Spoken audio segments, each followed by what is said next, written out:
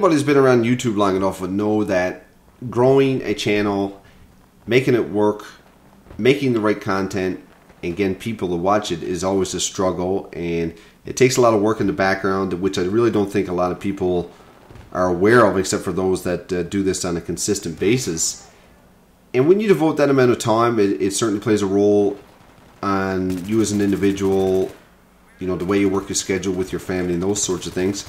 And I've been noticing lately that a good friend of mine, Colin, has not been very active on YouTube. He has quite a large channel. And I'm kind of wondering what's going on with him, and I'm sure a lot of us have as well. So I have him here with me this evening. So what's been going on with you lately, Colin? Well, there's been a lot of things going on, really. No, as far as being active on YouTube, that's absolutely true. Like, I posted a couple of videos. Man, it's probably been more than a month now, where I just put up some gameplay and a cover tune that I had recorded, and then put up an actual Battlefield 3 parody song. And those, I think, are the last two videos I posted. And I have been focused more on music and some other things in my personal life that I'll kind of talk a little bit about. But my sister, back earlier in the year, had asked me to sing at her wedding. And so I got a little group together, actually some people that my sister regularly performs with, as well as a buddy of mine that I've played guitar with in the past. And we put together some tunes for her wedding. And I also... Did you not have a band before you did this YouTube thing? No, well, I haven't played in a band in many, many years. Oh, okay. So my buddy and I had gotten together for a bit of an acoustic thing earlier in the summer, but it really wasn't a band, right? We just got together, 20 tunes or something to play at a private party. Okay. So anyway, same guy, and we got together and put together 3 songs for the actual wedding ceremony itself, and I also had pre-recorded all the instruments for a track that my sister sang over that was to be played at her wedding reception for the first dance with her new husband. So anyway, I put a bunch of work into that and wanted to make sure that all the tunes were good.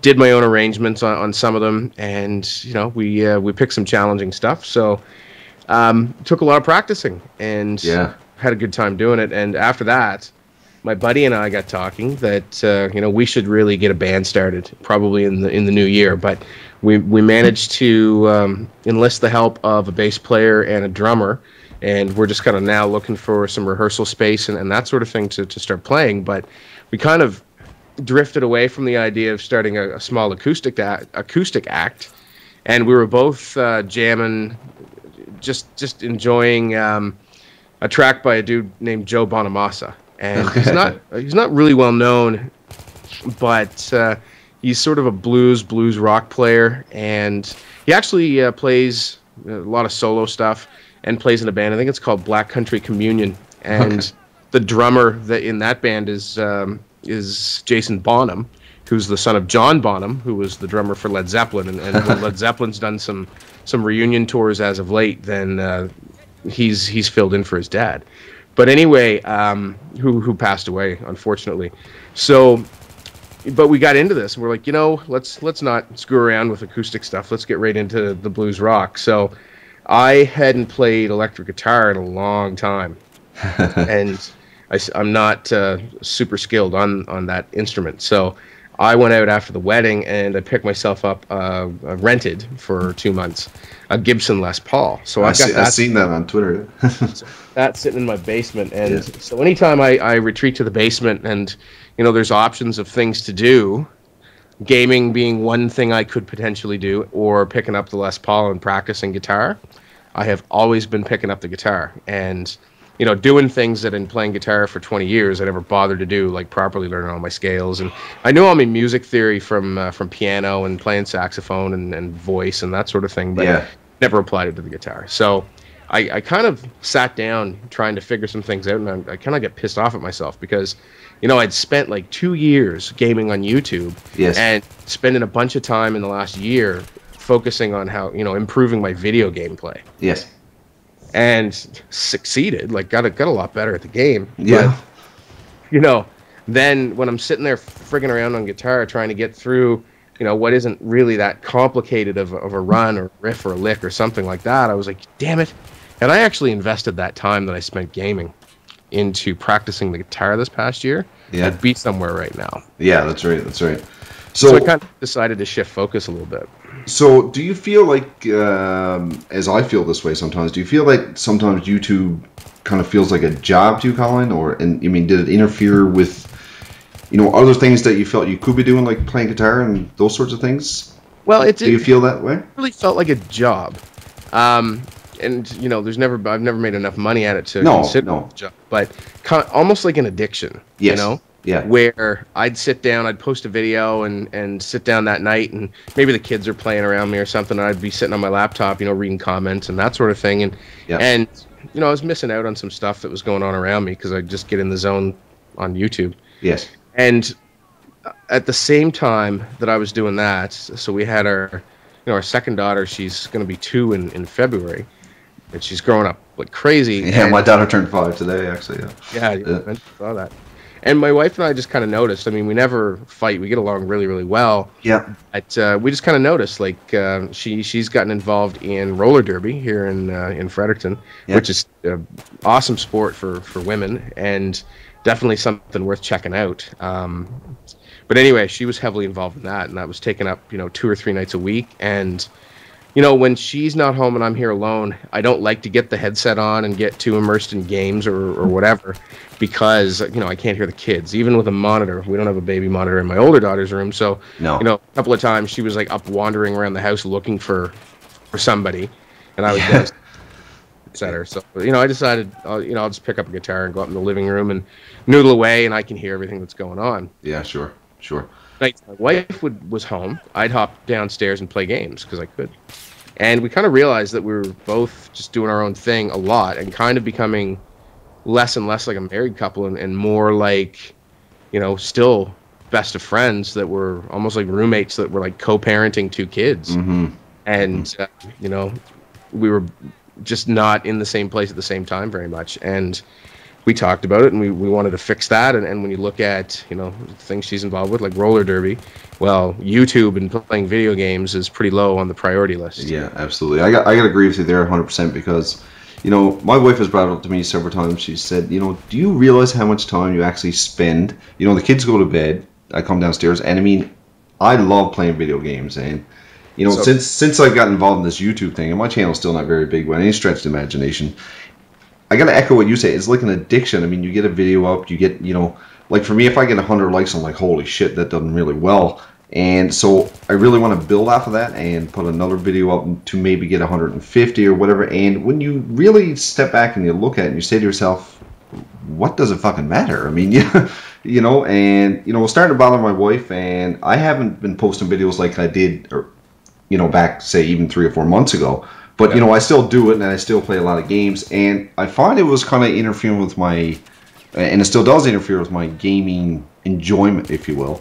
Yeah. You'll sit down, if you at the end of the night, you play for 4 hours, and you feel like you need to get a game to post to YouTube. So elementary as that sounds, it's a part of doing this thing, do you think? Or, Well, absolutely. And that's kind of why you rage out when people are following you around and being arseholes in the game, because you're trying to get some gameplay and trying to get a good live commentary or whatever, and I can't post a live commentary or I'm flipping out at whether it's a subscriber or a troll or something like that that's following me around. And it makes me angry. Yeah. I don't like leaving a gaming session angry. And there's a lot of times, just hold down the power button on the PC till it shuts off and like fuck it and throw my headset and go to bed. And it's just not healthy. And honestly, I never made the conscientious decision to slow down. It kind of happened naturally with getting the music prepped for my sister's wedding and stuff. But then, when that was over, and I was talking to my wife about it, I just kind of decided to not get back into it that much. So I'm still going to post some videos and kind of explain to the subscriber base what's going on. Yeah. And if I, in fact, get this band going in the new year, I'll probably chronicle that, and I'll put it on my YouTube channel. Like, people have suggested, start a new channel for this, that, and the other thing. I'm like, YouTube screws me over so bad. Yeah. Its algorithms a lot, and I think that they made a major investment in machinima. Yeah. And that some preferential treatment gets within the algorithm. It's placed upon machinima partners, and so those of us that opted to not go with that CMS to partner us, I think that we suffered it. And so there are some people that succeed despite this, but they're the ones that they spend a lot of time on marketing and promoting their videos. Yeah. And you post on a daily basis, and they're doing all the metadata and linking videos and that sort of thing. And it's just those that are carving out a living doing this, or those that are successfully really growing their channels. I mean, good on them. It's a lot of work, but it becomes more about that than the actual enjoyment of the games and the friends and that sort of thing. And so I just decided, like, being part of this whole rat race that is trying to be successful on YouTube, it's not worth it, and it's not what I want to spend my time doing. So it does take a shit ton of, like I say, time and effort. I mean, time you play the game, you edit, and I don't feel a lot of people see the effort that goes into a lot of videos, like the one you put up, the last one with your stalker music video. Number one, you had to, get Grizzle on the go there and make the video, and which I think was epic. I mean, it was an awesome video, and that was kind of the straw that broke the camel's back. Yeah. That's been sitting as the featured video on my channel since it came out, and it's now got up to about 9,000 views. But if you go back and historically look at some of the music videos, like Eureka got over 500,000 views. Yeah, crazy. Yeah. The T post and my channel, I made the Battlefield Troll song, and that was like 200,000 views, and I even posted just random Pink Floyd cover over some Bad Company 2 gameplay back in the day. And back when the Battlefield Twitter was run by the community managers that I had a relationship with, they'd support stuff like that. Yeah. Now, it's just kind of changed. Like the Battlefield Twitter is run by a marketing company, I think. And, it's the EA community manager who handpicks what content they're going to promote. Don't promote that kind of stuff anymore. There's lots of troll videos and just the short one clip amazing kill videos, and that's what they're looking for. Yeah. And so that's just not my thing. And so I've kind of lost the support of the Battlefield 3 community manager because like Zinto, he's moved on. He's actually a developer producer now. He's a producer. Really? I didn't know that. Not a community manager anymore, and I have a friendship with him, and we just we get along really well. But he's further away from the action now, and I just feel that it's become less intimate and less personal in interacting with the Battlefield entity, and that's been frustrating as well. I don't find that they're as supportive of some of their game's biggest supporters, and that's not like some people have definitely come up with Battlefield 3 and they've put a ton of effort and they've blown by the channels that started out with Bad Company 2, and I like Battlefield 3, I like it a lot, but it's just there's just something not the same anymore that seemed to be there with BC2. Yeah. I don't know exactly what it is. I think it's the sense of community, because you have different folks that bring different audiences in there. You have Rival X Factor that gets the support of the competitive community, and sure. Guys like Pone Star that have come over duty, and they have a different audience. I'm not criticizing that. I'm just saying there's a different audience, and we've all kind of done videos together, and it's like the first time ever in the history of my channel where people that are subscribers of mine will come on and to a video and just be complete arseholes, and I don't care about that, but it just goes to show, I think, that the sense of the community, as the community grows, I think that it's less concentrated, it's less focused and mature and respectful, and again, that's just part of what's gone into my decision to just not be posting commentaries and videos regularly. That's often, because you used to do what, at least 2, 3, 4 a week, probably. I'd go through stretches where I'd post every day. Yeah. It's crazy. Yeah. Yeah. Actually, it was crazy. But anyway, like, it's just not in a sour grapes kind of way. It just was when I looked back on all the time I was spending, I wasn't getting as much enjoyment out of it anymore. And, a lot of people that were great people and great supporters weren't seeing my videos anymore because of the way that YouTube now works. Yes. Oh, it's very difficult to get views. I mean, that subject will go on for a long time, I think. But, even notice that I'm not posting. They just assume that I'm not showing up in their sub box, right? Yeah. They hadn't seen my videos in their sub box for a long time before I stopped posting. And when you put the work in there, I don't see the point in putting in the work to grow a channel if your content's not going to appear in front of the people that have subscribed. I think that's borderline crooked right there. Yeah, no doubt. Network videos and giving them preferred placement over videos that people have subscribed to specifically because they want to see that content. It's it's become very corporatized, and as I mentioned, like Google has sunk a huge investment into machinima. Yeah. So let me ask you this question, Colin: do you feel more relaxed, or do you feel you have more free time since you step back from YouTube, or you know what I'm getting at, like yourself as an individual? Do you feel like, I know you don't play games anymore, but if you did play a game and you weren't worried about recording for a commentary, do you think you would feel more relaxed playing that game? Absolutely, and I'm by no means done playing games. It's just no, absolutely not. Where I'm at right now, and I've been generally more relaxed and in real life. Well, I'm enjoying. I guess I'm taking the time to appreciate the good things that are happening in my real life more, as opposed to, certain things in real life just being getting in the way of me getting online and playing games and posting videos, and especially when my kids are this age, like they change so much. You go away for a couple of days for work and come back, and like the baby's talking in full sentences and stuff. Yeah, no doubt. Miss that stuff. There's shout out to Don't Blink, but it's definitely a great piece of advice, I guess, when you're a parent and you have young kids. And I think you have to appreciate those types of things in your life. And if you have a partner, spouse, whatever the case may be, don't put them aside for something frivolous like this. Now, if this was what was putting food on our table, then that's a different story. But absolutely, if that's what's putting food on the table, then I have time during the day to focus on that.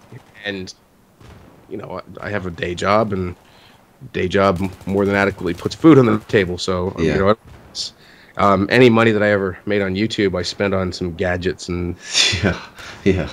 You didn't buy a new house or anything, eh?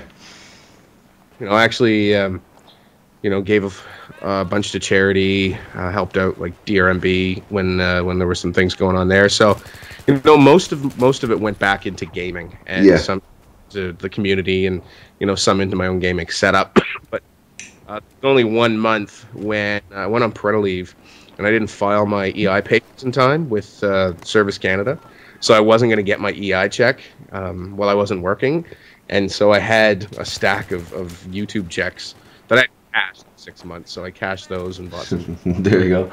Yeah. And again, I'll go back and mention what a statement my wife made to me a while ago was that you spend a heck of a lot of time down in that room playing games. I mean, what are your hopes? I mean, what do you hope to come out of this? And it's a bit the whole I don't know what word I'm trying to search for here, the addiction of trying to make your channel grow, because you see others do it and you say, well, okay, my content I feel is just as good, if not better than theirs, and it's not getting any views, and it becomes somewhat frustrating. So then you feel that you need to keep recording content, keep making videos, and at the same time, you're not paying any attention to your wife, your kids, and things like that, and they get frustrated, and I can really understand that, Absolutely, and my daughter thought that my older daughter thought I was doing work on the computer, and sitting there farting around, answering a bunch of comments one night, and she comes over and like lays her head down on my lap, and she's like, "Daddy, can you not work tonight, and can we come play?" Or just yeah. Okay, time to turn that off. Eh? Your head is shake. Let's shut this down for a while, and that eventually you realize that it's not ruining my life, but it certainly was preventing me from getting the most out of my life, my real life.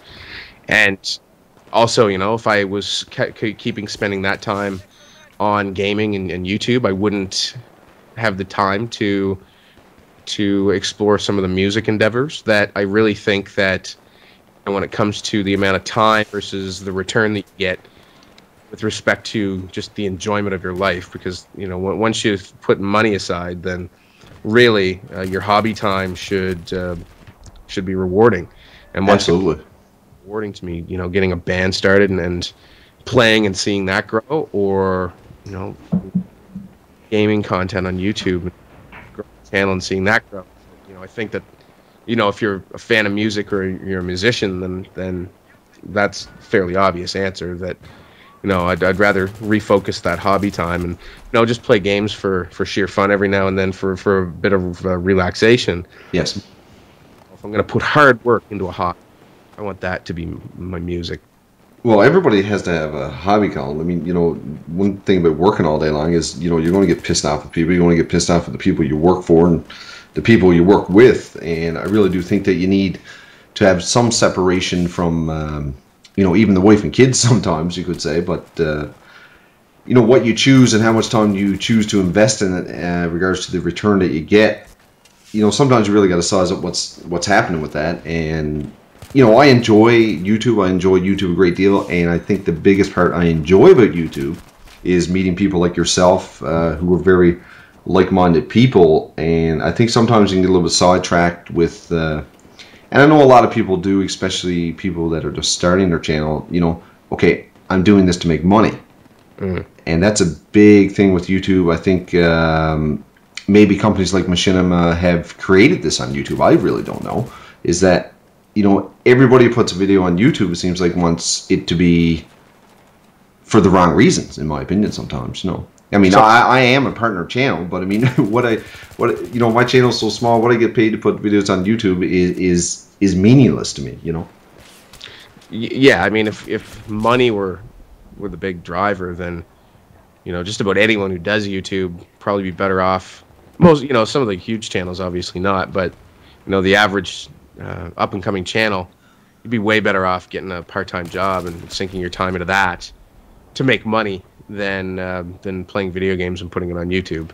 I think the attraction is that, holy shit, I can play video games and make money. Yes, yes. And you used to have professional competitive gamers that did that, but now, it kind of opens it up so that anyone can do that.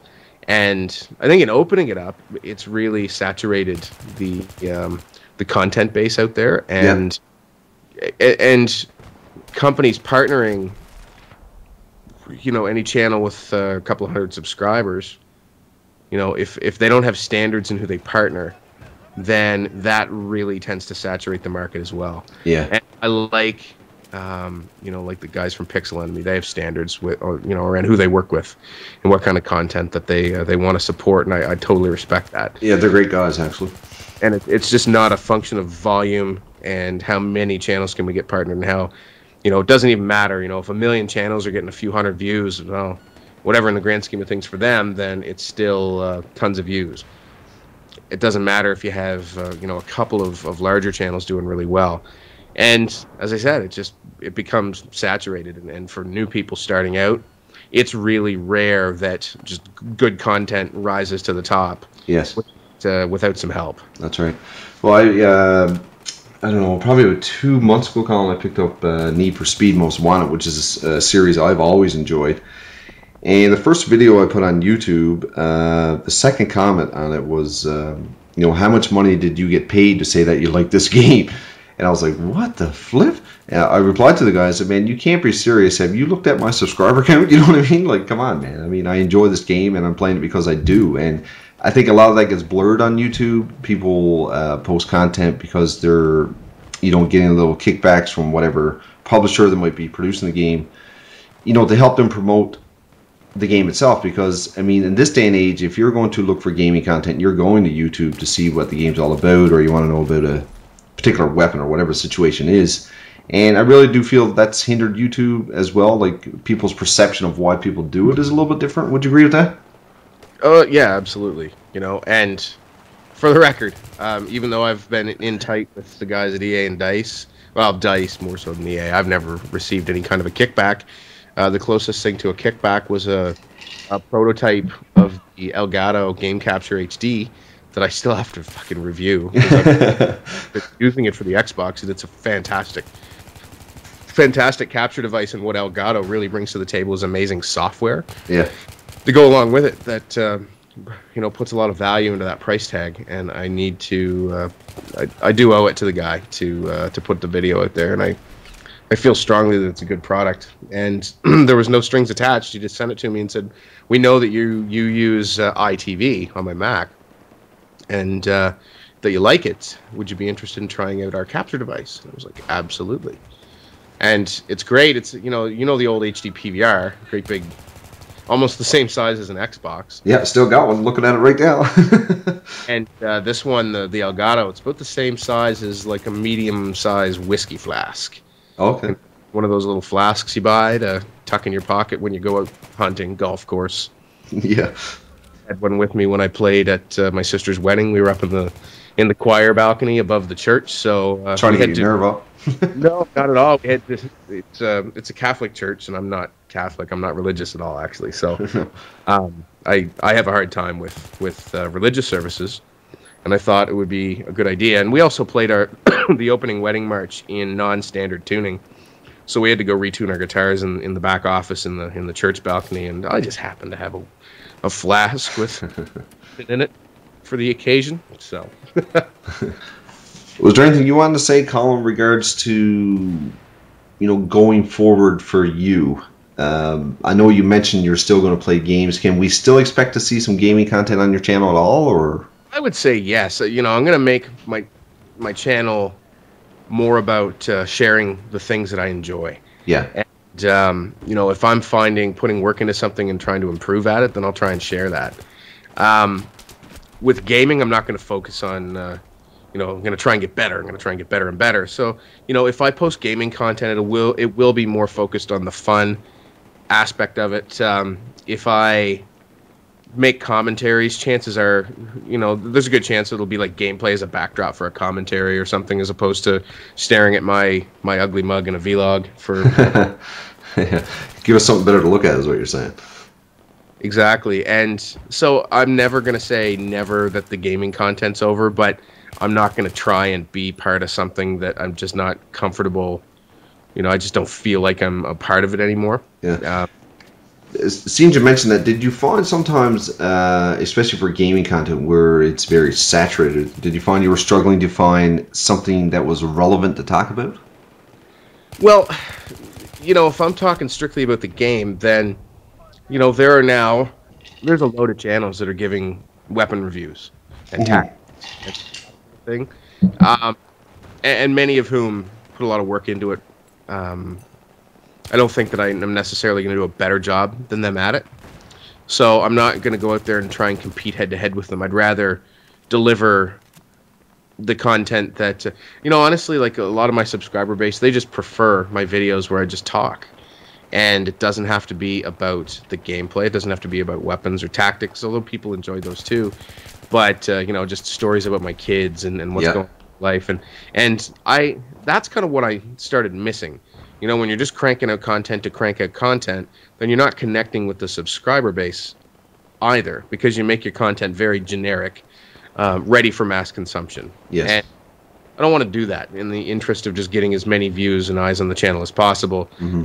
I'd rather focus on, whether it's young people who in some crazy way look up to me because I have, more life experience maybe, or I can talk about things in a rational way. If they enjoy my content, then that's great.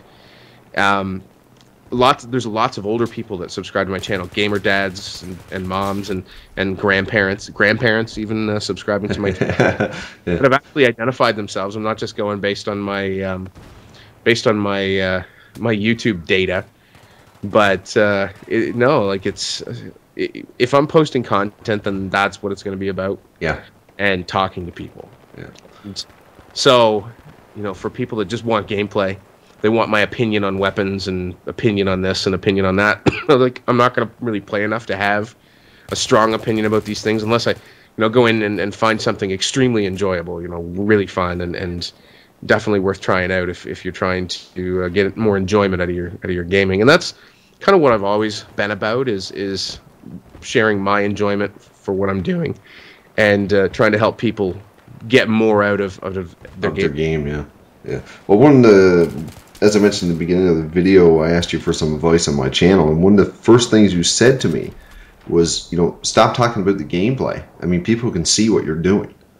Yeah, you don't need to tell them you're going left or you're going right or you're going arm and MCOM, whatever the situation is. Just, be more personable, and, if people like you, they will subscribe to you. And that was probably the best advice I've ever been given on my channel, to be honest with you, Colin. Just be who you are, and if people like you, well, they do, Yeah, and I mean, maybe that was in retrospect bad advice, because some channels have certainly exploded that we're personable and don't get into anything about their life. But I just came from my perspective that I enjoyed watching your videos, because we had that stuff in common. You're Newf and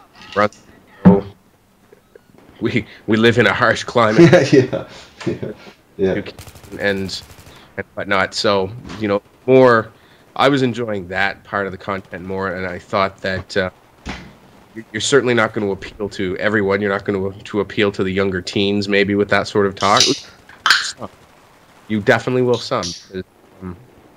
They'll like that, but there's just so much obnoxious stuff on YouTube. Like, you have people talking about stuff that they have no business talking about. They don't have any experience about it. Yeah. And there's like a lot of shock value content on there talking about sex and boobs and ass and that sort of thing. And don't get me wrong, I love me a shapely pair of breasts and the behind of an attractive woman just as much as the next guy. But to focus a lot of the content on that, I think it's just not genuine for me. And also, it's not particularly respectful towards you look at we have females that subscribe to our channels. I play with some lovely ladies, and I just would prefer to treat them with more respect than that kind of base level humor. That's just not a thing. It worked for some people, and I don't.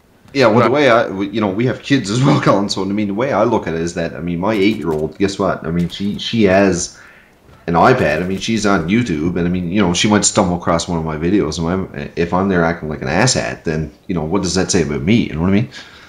So I want to make content that I'm not ashamed if somebody from my family stumbles across. They might not get it, but at least I'm not being an ass. Or my wife might watch my videos and that sort of thing, and she doesn't normally. She'll watch the music videos. She enjoys those. Commentaries, not so much. And that's fine. It's not her thing. But she might. My sister is subscribed to my channel. It's for the music videos. Oh, is that right? So So that's how she hired you on for her wedding. She watched one of your videos, thought they were good. Found you on YouTube. We go back a long ways in playing music together. Yeah. So. But anyways, she got a kick out of what I was doing on YouTube, so she checked it out. But yeah. I can't. I don't know if I have advice for people that really want to be super successful on YouTube anymore, because I think that the value system that gets you there is different. Mm-hmm. Not that it's bad, it's different. And with all the saturation of content, internet marketing and networking is probably the most important thing. And it always has been important, but now that's like the only thing. Your content standing on its own isn't, that might not get you anywhere. And that's unfortunate. And that's, it sucks, but it is what it is. And it's the people that put out the video 5 minutes after the patch gets released to talk about the patch notes and which always amazed me. Oh, or as soon as a new weapon comes out, weapon reviews and first looks at this and first looks at that, and it's just like it's a rat race. It is. It's crazy. It's almost like if you want to be, what I'll say, a big YouTuber, you cannot work. You cannot have a life like. Let's say Aftermath comes out on Tuesday. I guarantee you 10 months after that DLC is out, there will be thousands of videos on YouTube. It's amazing. Oh, yeah. And I think that strategically I made stupid moves. Like, the day a new patch released or a new trailer or so, you know, there was like some big Battlefield news on a day, and I put out like a Duke Nukem video. Yeah. Wrong. Yeah. But you know, YouTube following videos, YouTube money. Do not post Duke Nukem the day that big Battlefield news comes out. Yeah. But Colin, we've been having a chat for quite some time right now. I got to find some content to put behind this. It's going to be Battlefield 3, I would suspect, from the PC, which you actually talked me into moving over to, which I enjoy quite a bit. And now you don't play anymore. I'll be back. But you know, I'm looking forward to getting a night together sometime just to play with all my old friends and sure. then go do Bad Company 2. Yeah. And just enjoy ourselves. We'll find some empty servers and screw around and get people to join on us and whatever. You can come tag hunting. I don't give a shit. Yeah, that's right. That's right. And won't care. So just be laughing at that. Yeah. But I'm going to be back playing, and I think that, you know, PC, I still don't for a second regret picking up a gaming PC. I think that there's so much more flexibility with the current version of hardware, and it was just a totally new experience, and I think it was the newness of it all that made it so great. Whereas flipping between, you know, consoles, it's the shiny new thing for a couple of days, but the novelty wears off real fast. Like I think you went to Xbox for a bit and have you sold it, didn't you? Yeah, I sold it, yeah. Because, of course, I still have my PS3, and that's the thing about the PC. It seems like when I want to play a game, you know, here's the new PC, and there's the PS3 looking at me, and I'm saying, you know, I'm going to play on PC because it's new, it's different. I struggle with it still. Yeah, it takes for sure. Yeah, I'm having fun trying to learn, you know. You get a scattered moment where you feel like cracking your keyboard in half, but, you know, it's fun, and I enjoy it, and I think part of the gaming experience that keeps me going back is the enjoyment of trying to learn new things. So, you know, right. But anyway, guys, we're going to wrap this up. You know, great chatting with you, Colin, as always, and hopefully we can maybe do this again sometime, and look forward to the future videos we're going to post up. Any closing thoughts? No, just thanks for having me on. And you know, this is you know, this chat, I think this embodies one of the main reasons that I'm not going to like ever pack it up and walk away and say I'm done with YouTube for good, because you know, it's the people that I've met and the friends that I've made. I plan to stick around, even if I'm just kind of lurking in the background and throwing up the occasional video, even if it's not gaming related, just to stay in touch with all those great people. So, you know, and I'm still quite active on Twitter. So I'm not going anywhere. No, that's right. Yeah, just slowing it down and getting some real life stuff on the go away. Right.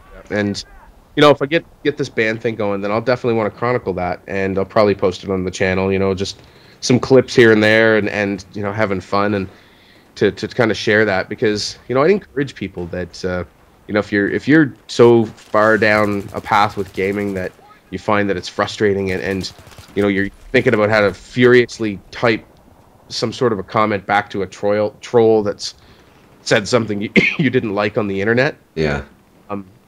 Just, you know, take stock of what you're doing, and there might be a way for you to get more enjoyment out of your free time. Yeah, definitely. Yourself, or learn how to play. It's very relaxing and awesome. Yeah, there you go. You might need to grow your hairline, though, Colin, to have a successful band. You ever think about that? Or? As my hair continues to thin on the top, though, I'd wind up one of those really awkward skullet where the top long. Yeah, no, it's not. I'm just gonna keep buzzing my. Yeah, keep it short. But anyway, guys, thanks for watching and listening to us for I don't know how long it's been, but it's been a great chat, and thanks, Colin.